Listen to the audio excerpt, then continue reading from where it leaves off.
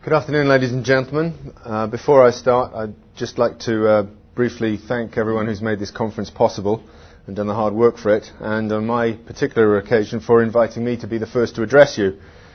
I can only assume they did that in the knowledge that all good vaudeville performances traditionally start with a comedy routine, and mine is entitled How Recessions Become Depressions.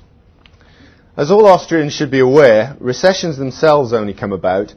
as a reaction to the unsustainable tempo of the preceding boom. They also know that at root the boom itself has its genesis in an unwarranted expansion of the means of payment. When the central bank actively encourages or retroactively endorses a credit expansion, the subtle interconnections between supply and demand, between investment and saving, consumption and production, and a particularly Austrian insight this, impatience and postponement, which is to say demands today and requirements tomorrow, all become disrupted. In the end, after a seeming period of extraordinary vitality, the economy is seen to be suffering from a cancer, or perhaps an autoimmune disease, one where the costs of resources no longer correspond to the prices realized from their use in a manner which sufficiently awards the entrepreneurs and their backers so that they will, or even can, maintain and extend their stock of useful capital equipment and continue to support an equal or greater payroll outlay, and so perform their vital role of driving the community onward up the slopes of advancing material progress. In short, though in a truly free market, even the largest business concerns would, like Kipling's Cities and Thrones and Powers, stand in time's eye almost as long as flowers which daily die, others would constantly be rising to take their place. And in a progressive, increasingly capitalistic and classically liberal society, the profits made by the foresighted and the fortunate would on balance outweigh the losses made by the foolish and the foredoomed, and would thus provide the seed corn for future progress. The music of commerce would thus be harmonious and evenly paced, and its dynamics restrained. There would be no swelling crescendo of the boom, no cacophonous accelerando to the climax, and no minor key diminuendo into the bust.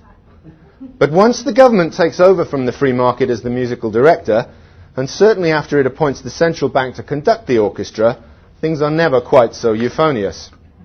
Too many brass players are hired, while there are empty seats left in the woodwind section. The timpani play too fast and the strings play too slowly. The piano fails to arrive on time for the performance, since the instrument maker has been too busy churning out penny whistles,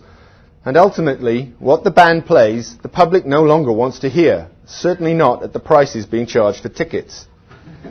At last then the reaction sets in. Investment projects are revealed as hopelessly optimistic or plain wrongly conceived. Wages turn out to be too high for the ultimate value the workers can generate. Certain vital inputs become too scarce and hence too costly to use to complete and train production processes and to bring goods profitably to market. Denied those current or prospective profits, capital investment dries up, unemployment rises, general business expenditures are reduced, intensifying the squeeze on the submarginal and the overstretched, as well as revealing many of the deceits and defalcations which have been hidden during the boom suspension of critical faculties, and which have been cultivated amid that erosion of personal morality and professional integrity which always accompanies the fever of the seemingly instant prosperity of inflation. At this point, the clamour goes up for a cure, a cry all the more plaintive because so many have been rudely disabused of the mirage to which they have succumbed. Fearing for their jobs, seeing their pensions and their college funds slashed in value, as inflated asset prices come into closer coincidence with the much lesser real wealth to which these ultimately lay claim, feeling at first rueful and then vengeful that they have been gullible enough to participate in the madness, people everywhere awaken to the shocking truth, even if they do not consciously articulate it this way. The boom has not enriched them, it has impoverished them instead, as Mises himself pointed out. So having imbibed too much at the wild bacchanalia of the previous night, what is the prescription which should now be followed in order to relieve the distress of this thunderous hangover most swiftly? Well, actually, we do little more than take the advice of the tactical but mildly sceptical doctor who advises us to take 2 aspirin and see me in the morning. We need no deficit spending, no unfinanced tax cuts, no protectionism, no lowered interest rates or expanded credit, no vendettas against short sellers or speculators, no extra unemployment benefits or increased minimum wages. Nothing. Absolutely nothing. True, If an earthquake then resounds in the unsound credit structure and threatens to topple too many of our intrinsically insolvent banks at once, and so risks burying more innocents in the rubble than is necessary, emergency finance might just in extremis be temporarily provided to the most urgent supplicants, but only at such a swingeing cost that it makes this particular avenue unattractive to all but the truly desperate, as the eminent British Victorian Bagehot famously prescribed. Moreover, once this liquidity crisis abates, recourse must categorically not be perpetuated to this as a support mechanism for the living dead, no matter how illustrious their pedigree, or how many presidents, prime ministers, princes and pontiffs they have owned in the past. Rather, we must hold unflinchingly to the practice of financial triage, realizing that if the monetary value of our liabilities has grown disproportionately large in relation to the income and the real assets which should underpin it, it is much better, far more equitable, and vastly less threatening to liberty to bring the debts down to the assets through bankruptcy and write-down than to engineer the converse upward matching of the assets to the debt through the insidious mechanism of inflation. Further, if as well might happen in the throes of the boom, the nation has become drastically uncompetitive on the world stage, a one-off devaluation might just be seen as a more politically certain address than a protracted domestic deflation. But any resort made to this lesser evil should be sternly reinforced with credit restriction at home, so that the need for it will not shortly recur, to the disruption of world trade and to the detriment of that international division of labour which so enriches us all. Above all, recognizing that much capital has been lost and that our wealth has been greatly diminished, all sectors of society, householders, corporations, and above all governments should tighten their belts and attempt to live within their sadly reduced circumstances.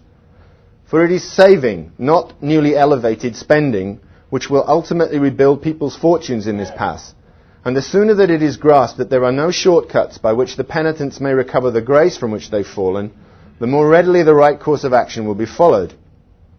After all, if Robinson Crusoe loses the roof off his hut and sees his maize crop flattened and his goat herd scattered by a passing hurricane, the last thing he should do is to pour all his remaining food stocks into a cooking pot, use what's left of his thatch and his stockade fence to set a fire under it, and to sit back and smoke a pipe while this last great feast is simmering. For though this is exactly the equivalent of what the powers that be recommend to us today, in the vain hope that once Crusoe has consumed his goods and chattels, and has expressed a wish to have some more, the necessary replacements will magically reappear at his whim, such a course will clearly only serve to jeopardize his chances of further survival. Now, if Crusoe doesn't want to starve, he needs to ration his residual provisions as closely as possible, to see him through while he sets to work with redoubled effort in order to make repairs and to replenish what has been lost, paying particular attention to the timeliest possible replacement of his capital assets. And nor is there any fallacy of composition at play here. What works for Crusoe on his island will also work for us in the big, scary global economy. But all this common sense and sound reasoning, so painstakingly laid out on the foundations of the classical economists by 4 generations of Austrian masters, has still to penetrate through the mental miasma that is the Keynesian fixated mainstream.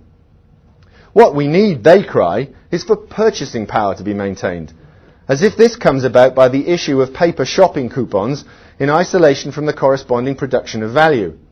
We need to stimulate effective demand, they contend, rather than accepting the price adjustments required to bring about appropriate supply. Appropriate, that is, in terms of its composition as well as its price.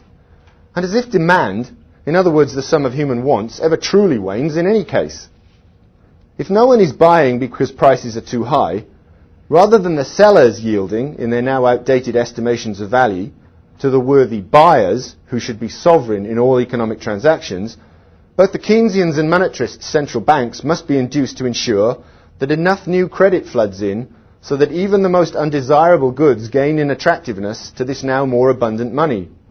In other words, the thrifty must be assailed and the improvident deluded through the trickery of inflation. If those who don't earn the right to buy through first selling their own wares, and thus cannot otherwise maintain a lifestyle which requires an income beyond their productive capacity, well, the Reserve Bank must enable them to consume capital instead, through borrowing for the purpose, if necessary, against the collateral of their homes, something which can more than adequately be inflated for the purpose by the very same credit infusions at work elsewhere in the system. If companies will not invest, then governments must borrow to squander people's savings. And ideally this must be financed by the bank, not the savers, because that puts prices up even more. This is as if replacing entrepreneurs' inhibiting fears of a low return on a project by the actual delivery of the state of a low return is the route to renewed well-being. If companies will not hire, we are told, the government must commandeer private property in order to pay the masses to undertake such tasks as it deems fit, building bridges to nowhere, or worse, bombing bridges nowhere it should be interfering. If there are more job seekers than jobs, which implies, as with all uncleared markets, that those offering the good, in this case their labour, are pricing it too high, the state must otherwise subsidise this withholding of services by increasing the dole for unemployment, all the while helping enforce this withholding through minimum wages, mandatory benefits and maximum hours rules. If capital emigrates to hire cheaper and more marginally productive workers abroad rather than at home, vote-hungry congressmen must not make the local environment more conducive to retaining and nurturing that capital, but must rather seek an outgroup to vilify as an excuse for the inability of their constituents to make a living. If businesses complain that all manner of costs are now too high to justify maintaining production in the homeland, those costs must never be cut, for that would imply a shrinkage of the role and patronage of the state. But instead, the costs must be equalized upwards across the whole economy through the application of tariffs on imports and subsidies on exports. If entrepreneurialism is in decline at home, the state's central planners must renew their homage to the dictatorial collectivists of the 1930s to compensate for the supposed market failures, in truth market encumbrances, which are in operation. No, never must today's nomenclatura stop to wonder at the plethora of bureaucratic and highly unconstitutional rules and regulations, of licenses and quotas, combined with obligatory social insurance charges, unbridled legal vulturism, environmental, gender-related and ethnic irrationalism, or the rapidly declining educational standards prevalent today. All of these, incidentally, ills which the very same corporatists have done so much to inflict upon us. Never will they ask, might these impediments perhaps so have shackled the country's traders and industrialists that they are no longer able to run in the same race as those less hobbled abroad? If, as it does, the US trade gap for goods amounts to a whopping 28% of all cross-border traffic, most graphically represented in the 4 million a year inbound to outbound container imbalance stacking up at the west coast ports of Long Beach and LA, we must naturally hold it to be the fault of the exporting nation's monetary policy, for the beam in our eye does not prevent us from seeing the mote in theirs. No one must ask just how it comes to be that Americans, as well as the Britons and their kin, can continue to buy so much from foreigners with so little to offer in return, unless credit is too cheap and too plentiful at home, unless it is our criminally lax monetary policy which is culpable.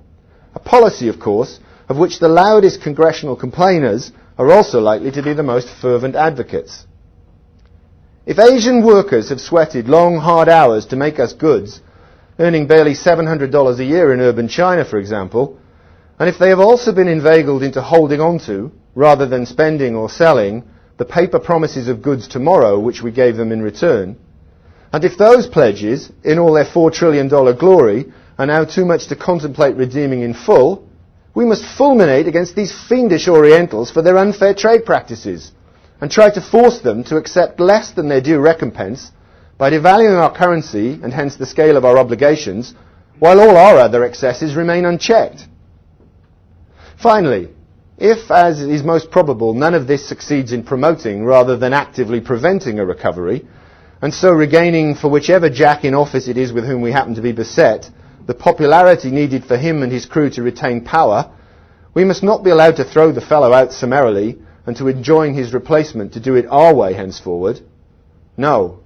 Our leader will first be expected to appeal to the darker side of politics and to sublimate our widespread angst, projecting it onto conveniently identified monsters abroad. It will be a little comfort to note that the declared national emergency never more seems to call forth a Cincinnatus to return straight away to his plough after the occasion for his dictatorial powers have passed. What we rather get is a Caesar or a Duce, whose hands have to be forcibly prized from the staff of office once they have first grasped it so tightly. And sadly, it is also a lesson still to be learned by the elite and their court intellectuals that the Second World War did not, in fact, end the Great Depression. And so this is a myth of economic salvation through the Clausewitzian continuation of policy by other means. A myth which exerts an ever more dangerous and compelling fascination for the powerful, the longer the recession is protracted by all their other policy misadventures. So summing up, what is the answer to the question implicit in the title of this address? Pursue inflationism, frustrate the market, extend socialism, adopt protectionism, embrace militarism, extirpate thrift, expropriate the middle classes, consume capital, ignore the Austrians. That's the way to turn a recession into a depression. Unfortunately, it is the only way the vast majority of our leaders, of whatever outward political stripe, know how to act. Thus, the avoidance of its effects will entail a hard-headed and rational redistribution of our assets and undertakings, with the preservation of as much valuable capital as we can secure from the tempest, an overriding objective. Avoiding depression altogether will require of us Herculean efforts of political activism and economic proselytizing in the attempt to avoid reaping the whirlwind we have already sown. In this, perhaps, we can look for no better examples than two of the men who we will be privileged to hear speak at this very conference, the Mises Institute's own Lew Rockwell, and the Constitutional Republic's most staunch defender, Dr. Ron Paul. It would be well to listen to them closely, and indeed to the other distinguished speakers on this agenda here.